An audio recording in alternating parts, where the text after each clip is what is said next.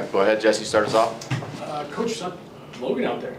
Getting after it, skating up the whole group. What's the plan? I hinted to that the other day. You didn't catch it. No, he said soon. He said soon.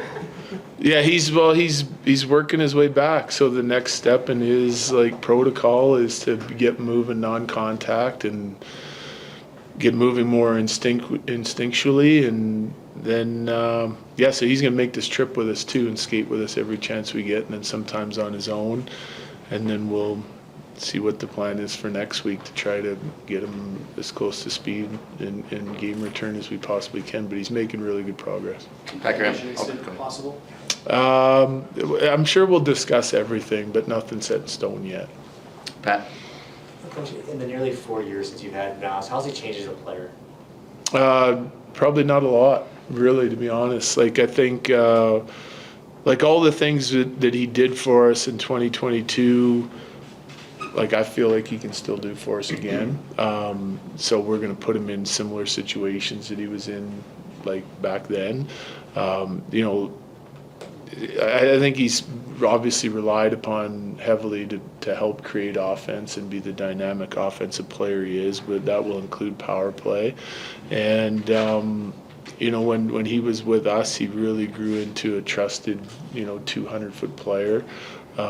Bigger the games, the harder he competed on the defensive side of things, and we expect all of our players to do that, so he's no different. So I don't see a big change in his game. You study a lot of his analytics, with his time in Calgary.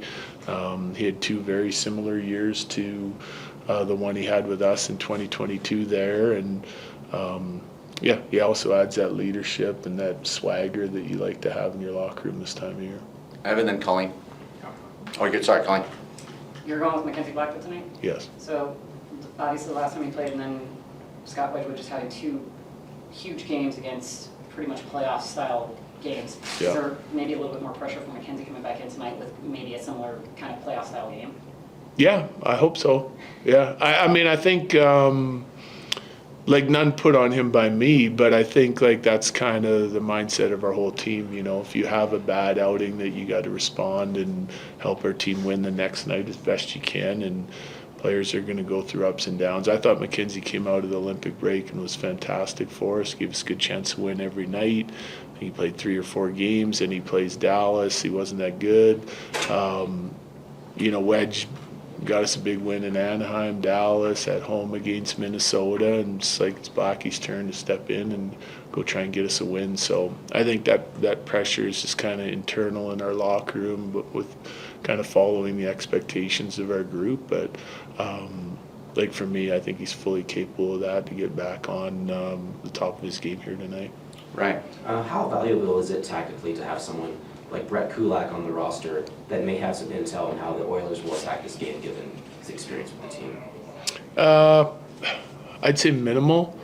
There's just so much information out there, right? The best way to, break down the Oilers or any other team is just watch, right? We have every shift of every game available to us, so you spend the time, you watch it, you learn tendencies of individuals of their team, what the structure of their team is. You give your team the pertinent information, and you go from there.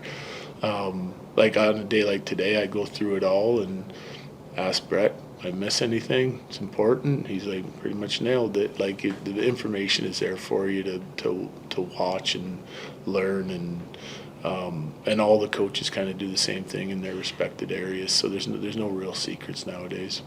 Any last ones for Chair? Okay, thank you very much. Thank you. You guys need him, Jay? Good job,